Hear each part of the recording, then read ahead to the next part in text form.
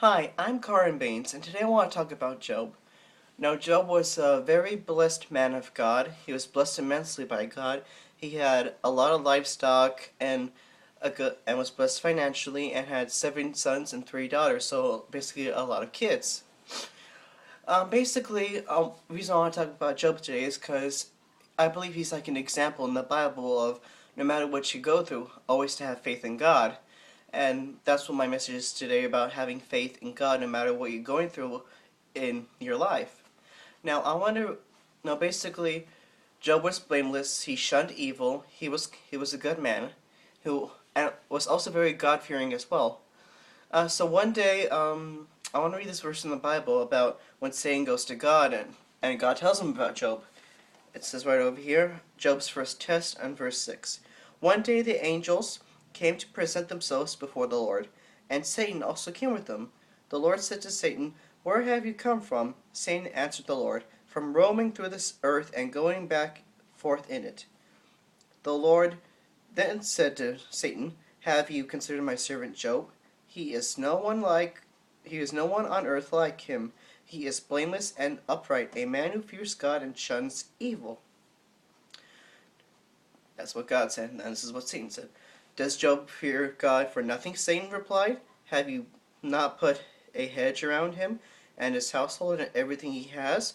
You have blessed the work of his hands, so that his flocks and herds are spread throughout the land. But stretch out your hand and strike everything he has, and he will surely curse you to your face." The Lord said to Satan, "Very well then, everything he has is in your hands, but on the man himself do not lay a finger." Basically, Satan is like telling God to like test Job, uh, see if he still has faith in him, and God says, "All right, fine, everything he has, it's in your hands, but don't touch him." Basically, so unfortunately, Job goes to his first test. Now, basically, one of his servants comes up to Job's. It's like when his children were eating at his oldest son's house, and he tells them that all his livestock had been stolen and his servants were killed, and he was the only one left to escape and to tell him. And also, something else happened as well. Another servant from his son's house came and told him that there was a sudden storm coming and trees have collapsed on his son's house and all his children were in there and none of them survived. And of course, this is all shocking to Job, learning that he lost his livestock and he lost all of his children, which is so unnatural to a parent to lose a child. But this is what Job said. Well, basically his wife, so he still praised God no matter what he went through, and his wife came up to him saying, "Why are you still praising him? He has taken everything you have had." Basically, his wife was a good-time Christian. I learned that.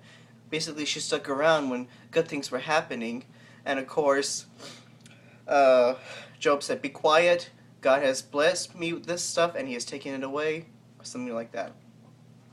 But I wanted, to, but basically, after he found out about his children, this is what he said.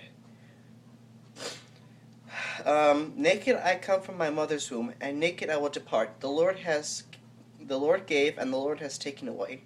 May the name of the Lord be praised." In all this, Job did not sin by changing God with wrongdoing.